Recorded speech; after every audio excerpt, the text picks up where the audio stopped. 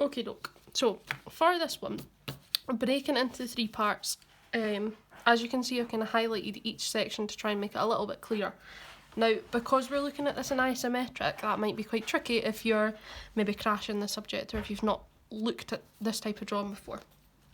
So, first thing I'm going to do is create it out, so I'm going to kind of roughly box off the pink section, box off the wee blue bit, and then box off the green bit. So I've essentially got these 3 boxes, okay? Now, what I've asked for it to be in is exploded, so again I'm going to try and kind of box them that way.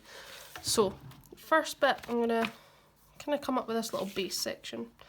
So I know that it's kind of roughly this sort of width, okay? And then this is essentially me looking dead on at the side of it. So this here is if I was looking at this side. So we can see the width. So it's a bit narrower.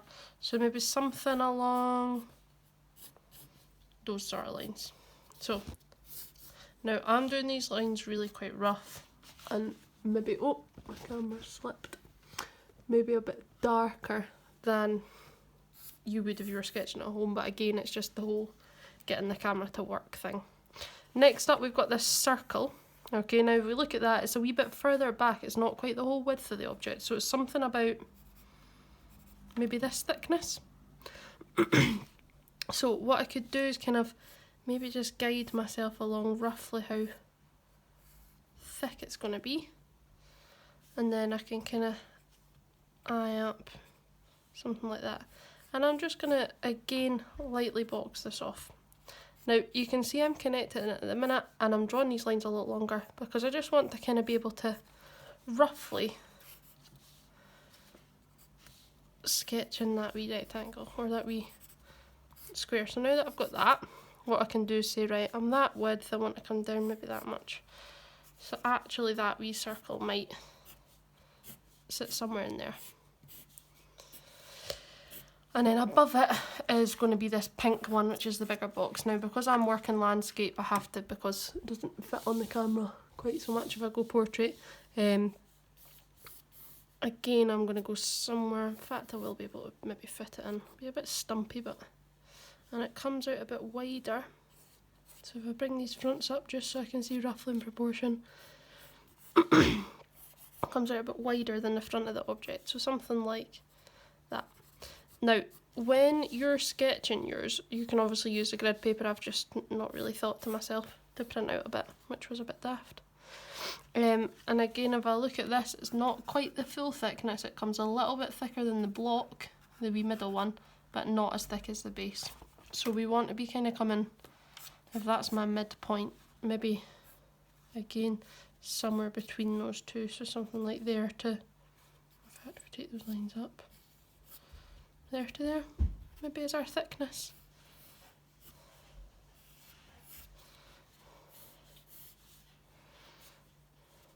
So again, my proportions are a bit off because I can't actually fit the whole object on the page.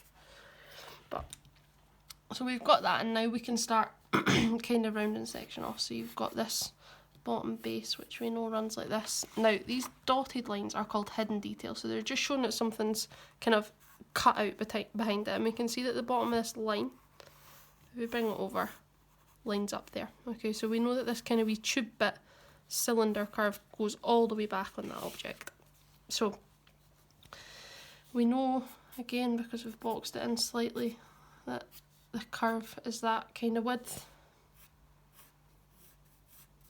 Now I'm just kind of doing these by eye, and it is super rough, just because I don't want to spend ages showing you it if you maybe get it in a couple of minutes. So something like that. That runs all the way across the object.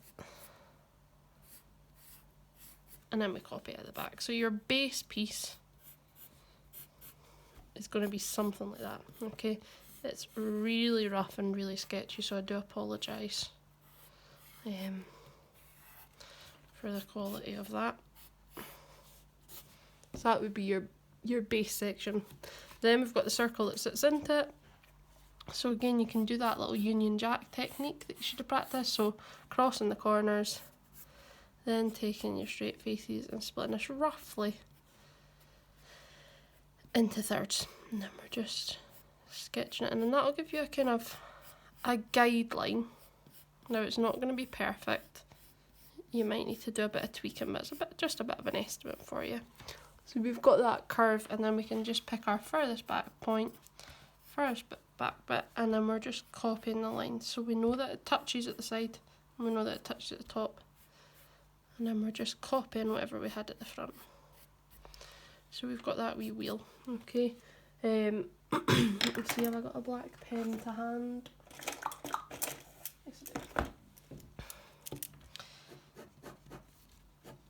So again, should have really got myself some decent pens.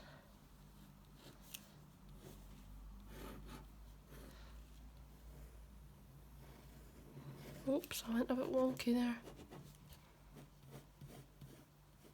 And we've got that kind of block done. Okay, and then the top section would be, because I've run out of space, I'm just going to draw it off to the side. Your top bit will look something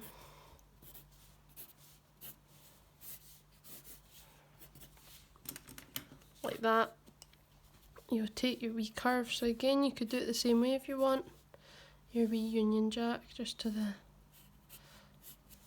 middle. Now you're only doing a semicircle, so you only just to do half of the Union Jack. But to have that wee hole cut out and going back as far as it needs to go.